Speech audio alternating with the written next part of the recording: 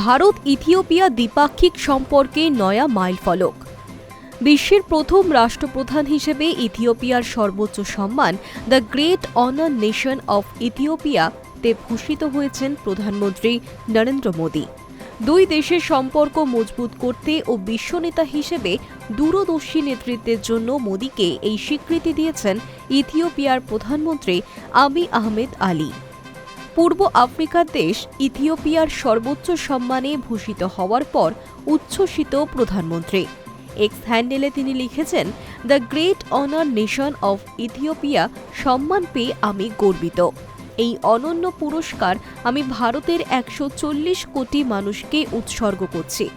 ইথিওপিয়ার প্রধানমন্ত্রীর হাত থেকে এই সম্মান নেওয়ার পর অনুষ্ঠান মঞ্চে বক্তব্য রাখতে গিয়ে মোদী বলেন, বিশ্বের অন্যতম প্রাচীন সভ্যতার দেশ ইথিওপিয়া থেকে এই সম্মান গ্রহণ আমার কাছে গর্বের।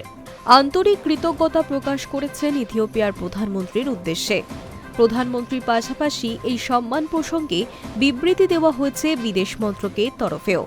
জানানো হয়েছে, প্রধানমন্ত্রী নরেন্দ্র মোদী হলেন বিশ্বের প্রথম রাষ্ট্রপ্রধান, তিনি ইথিওপিয়ার এই সর্বোচ্চ সম্মানে ভূষিত হলেন।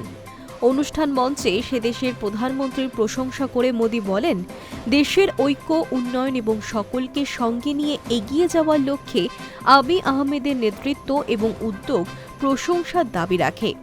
একই সঙ্গে জাতি গঠনে শিক্ষার ভূমিকার কথা তুলে মোদী বলেন, ১০০ বছরেরও বেশি সময় ধরে ভারতের শিক্ষকরা শিক্ষা ও উন্নয়নে গুরুত্বপূর্ণ অবদান রেখে চলেছেন। এই সহযোগিতা দুই দেশের সম্পর্ককে আরও গভীর করেছে।